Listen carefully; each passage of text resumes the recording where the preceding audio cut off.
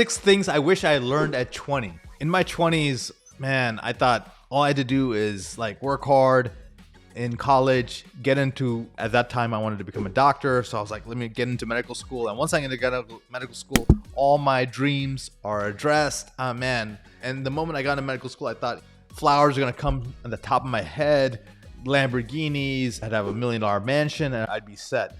So rude awakening when I started going through the whole grind: medical school, residency, fellowship, first job. I was like, wait a minute, this is nothing to do with what all the visions of wealth, happiness, success, and free time that I had. So thankfully, I also learned how to do entrepreneurship and a few other things along the way. But this video is really important because I'm going to share with you the 6 things I wish I knew at the age of 20. So let's get into it.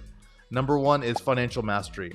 What do I mean by that? If you decide where you want to be at the age of 20, you're likely hit it at 25, even at 30 perhaps. But a lot of us don't figure it out until the age of 38. That's right. The average statistic for a successful entrepreneur or business person or career person in their life, they don't really figure out until the age of 38. That's 18 years later after the age of 20. So imagine figuring out in your 20s and 30s where literally your 40s and 50s can be the most funnest time you can ever have because you've made it. Financially, you're free. Mentally, you're free. You figured out family. You figured out finances. You figured out travel. You figured out your contribution on earth. I think it's important to set a financial direction and stick to it until either new information comes or you achieved your goals. Number 2, realize you're the master of your financial destiny. I felt the only way to really understand finances was to follow a career path predetermined for me or prescribed for me, that I've seen other people successful, so I will follow that same path. But deciding, hey, look, how much money do I want? Deciding what does my work-life balance look like? Deciding what are the most useful skill sets I would like to acquire? And then this concept of ikigai. What is it that the world needs? What is it that I can get paid for? What is my passions and skill sets? And what am I really good at? By combining those 4 at an earlier age, I think I can go faster, stronger, and better. Next is getting financially educated, right? In undergrad and in medical school or whatever professional school you go to, very little financial education is given. And so things such as the cash flow board game, which is essentially Monopoly on steroids, right? A phenomenal way to just learn how stocks work, how bonds work, how real estate works, right? And realizing it doesn't matter the income you have, it just determines if you can create passive investments and active investments, and just learning to invest in others and businesses and things like that, that will get you to your financial goals. Learning that delayed gratification is huge. I remember I used to just knowing that I have a high income job, I would spend everything I had because I'm like, oh, I don't mind taking loans now because once I get my big checks, it doesn't matter. But that's not the way to think. It's the way to think is, look, you enjoy your life, but use what you have, delay the gratification, and know that you can start creating income even as you're ascending the ladder of any kind of job, corporation, or career. I'll give you an example. It was not until I think I was about 31 or 32, I was in Milwaukee doing my cardiology fellowship, and I came across a problem where, look, I was trying to earn extra income as a moonlighter and doing shifts outside of my main job to help support the family. And I came across this long-term care facility where someone gets discharged from the hospital. They were trying to take care of them. And so they were understaffed. They didn't have enough physicians in the evenings. And so I was able to get a job in the evenings and be a moonlighter and earn extra money. When I talked to the director, that they were saying, yeah, it's really a shortage. We really need more support. And I'm glad you're doing some shifts, Vikram, but it's not enough. So then, that's when I had that idea. I'm like, oh, there's a problem here. Maybe I can help solve it. So I said, hey, how many shifts do you need covered? We need 20 shifts every month covered. I'm like, okay, I can only do 3. That's 17 other shifts. This is when I decided to start my first company. So I had no clue how to. I had to Google it. I had to ask some people to do it. I think a friend of a friend's brother was a lawyer. He created it for us. Next, I was like, all right, what if I got all my buddies in my fellowship, other cardiology trainees, to staff this, but instead of just tell them, hey, anyone who wants to do it, I decided I got a contract from the long-term care facility and said, hey, look, let me provide all of the staffing. You just pay me a lump sum and I'll take care of the rest. And so what I did was then I hired these people in, and whatever they got paid, I would take a little piece off the top. And they were so happy because they were looking for positions. They couldn't find any. And I essentially created a medical staffing business in one of the summers as a cardiology fellow. So that was an example of solving problems for others and getting paid for it and providing value to everyone around.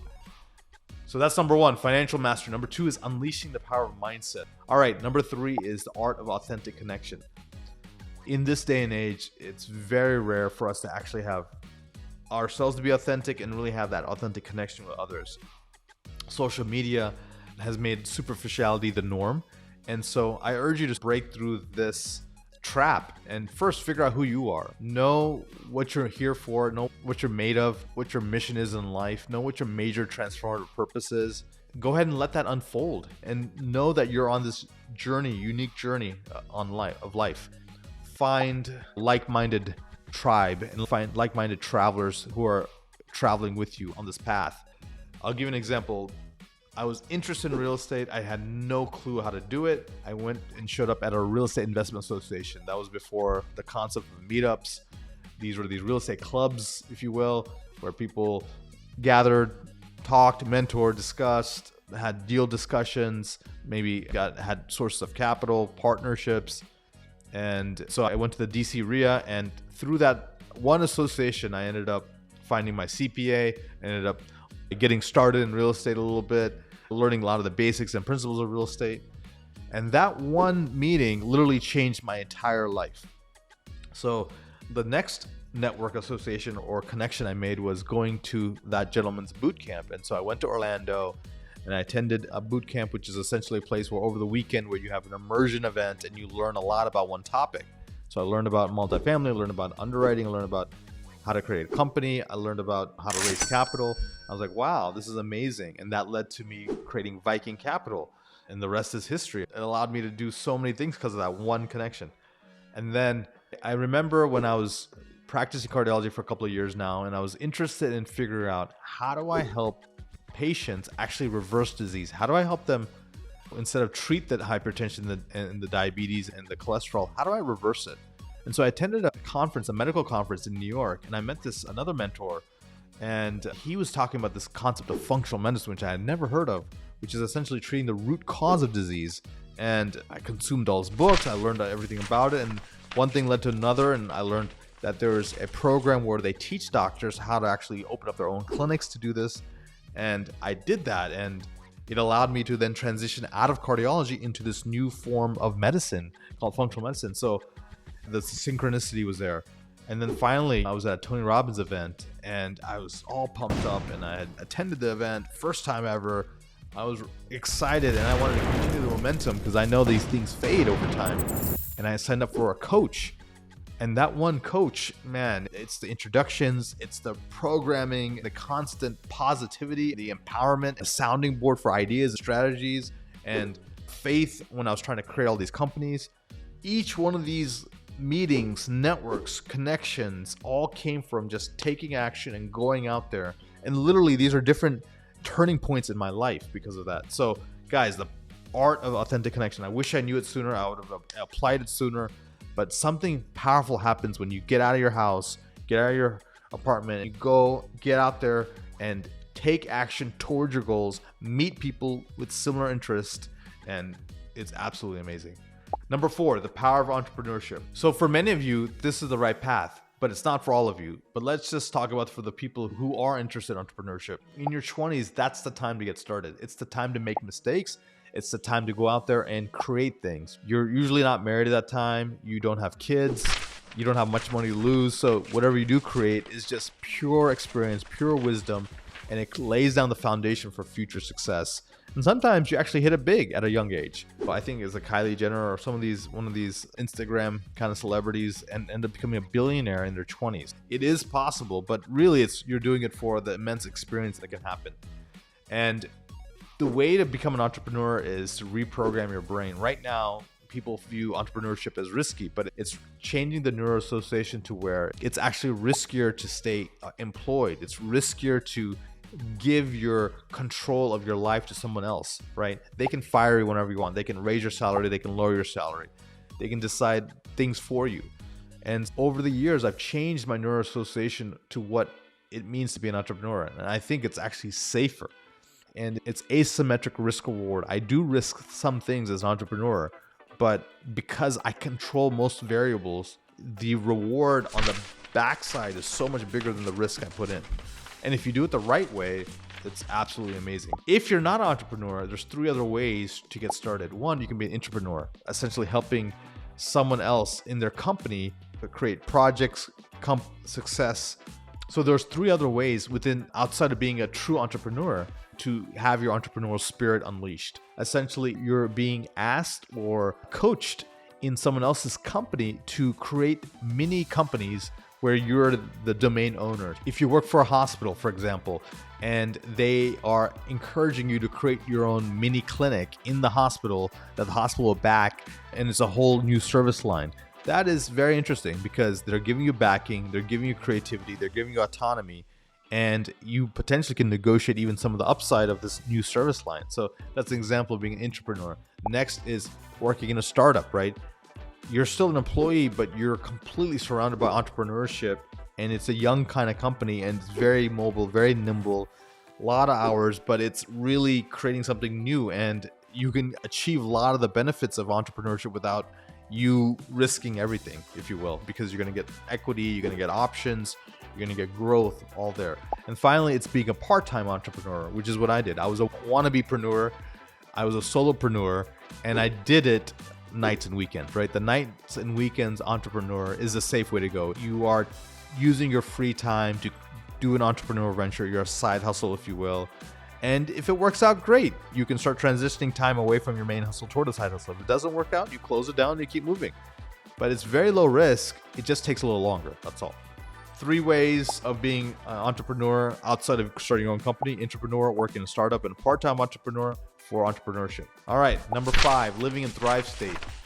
What do I mean by that? Your physiology, your state, your energy levels, the way you operate on a daily basis, your nutrition, health, and physical habits can determine your success in life. And so this thrive state is where you have vibrancy, your energy, you are upbeat, you're overall positive, you've been able to change your brain neurochemistry, your blood chemistry, your physiology, you're essentially younger, you're youthful in your appearance, and you have an unfair advantage if you do this. So let's talk about how to get this done.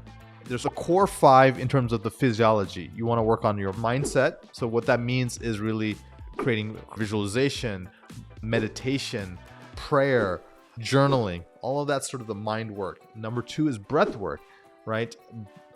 Harnessing the power of breath, you can overcome anxiety, stress, you can create sort of these endorphin highs, and you can increase your lung capacity and allow you to have more stamina as you're doing everything.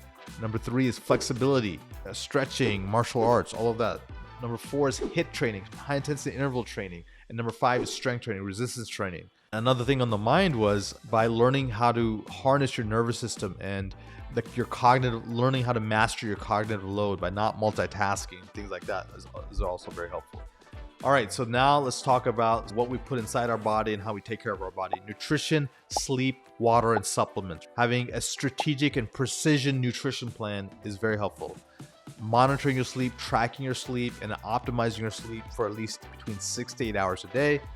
Water intake 3 liters a day, and then the appropriate supplements you need, because despite your best efforts, even if you eat at Whole Foods all day long, the produce and the nutrition we take in now is not the same as it was 20, 30, 40 years ago. And so we do need some supplements, especially if you're playing at a high level, as we're talking about.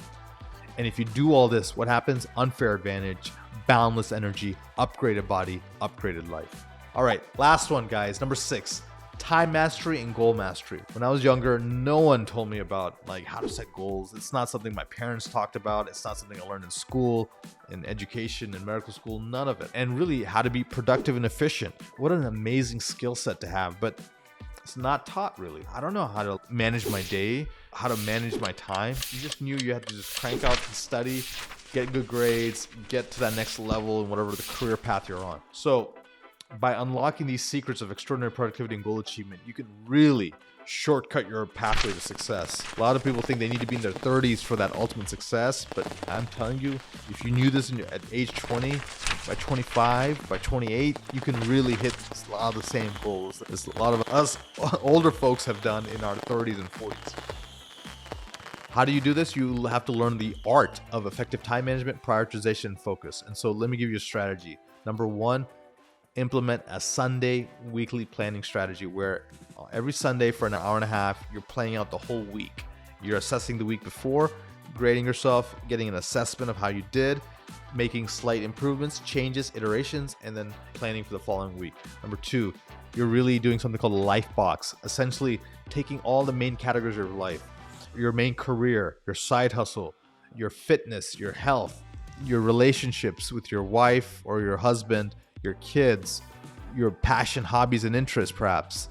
It's your vacations and trips. It's your charity, your spirituality, your finances. All of that is categorized into these big chunks, and all your to-dos and ideas and thoughts are then pre-populated into these main categories, because all these categories you want to make improvements on. That way you'll never get overwhelmed. Everything is captured here, but now you can cherry pick sort of the top things that are prioritized for you to tackle the following week. And you can use just a simple piece of paper. You could use something called productivity planner. It doesn't matter. And then finally, you want a 5 to thrive. Figure out the 5 things that if you just did these 5 things, it would move the needle forward in whatever you want. And this is your short-term goals, your midterm goals, your long-term goals. And learn to use the A2DE protocol. A2DE stands for artificial intelligence, whether that's all the different apps out there, including ChatGPT or Midjourney or all the other ones out there that can do a lot of the work of 3, 4, 5, 10 people in a very short amount of time. Next is automation. Learn how to automate as much of what you're doing as possible. Next is delete and delegation. What can you delete or delegate and eliminate? And then the final one is visioneering. This is one of the most powerful things that I wish I knew when I was younger. The concept of vision board has become popular nowadays, and that's amazing. So if you've never done one, essentially you can do one digitally on a Pinterest, you can do one on a cardboard. Take a piece of cardboard box, cut it out, and then just start taking pictures print it out from the internet and put it up there. Car, watch, house, financial goal, charitable goal, nonprofit you want to start, what your body should look like, where you want to take your kids, your spouse, the vacations you want to experience, all of that. And by you consistently seeing that over and over, you're activating your RAS, reticular activating system. And so you'll notice opportunities for these kind of things to happen. You'll create synchronicities. If you want to do this on steroids or something called a mind movie, it's essentially taking and creating a sort of a mini movie. Maybe it's 1 to 3 to 5 minutes at most, but it's taking all the things like who you want to be. It's identity creation, a master of my own fate. I'm a super healthy individual. Hey, I'm positive. The physical and the mental attributes you're ascribing to yourself. And then it's the things you want, like a dream home, dream car, dream vacation, all of that. And so if you watch this in the evenings before you go to sleep, you'll be able to program the 95% of your brain that makes things happen, the subconscious brain. And you'll notice that these things will fast track into your life. I wish I learned these at the age of 20, but better late than never. So let's get going. And until next time, guys, be phenomenal. So number 1 is financial mastery. Number 2 is unleashing the power of mindset. Number 3 is art of authentic connection. The number 4 is the power of entrepreneurship. Number 5 is living in a thrive state. And number 6 is time and goal mastery. I'm out.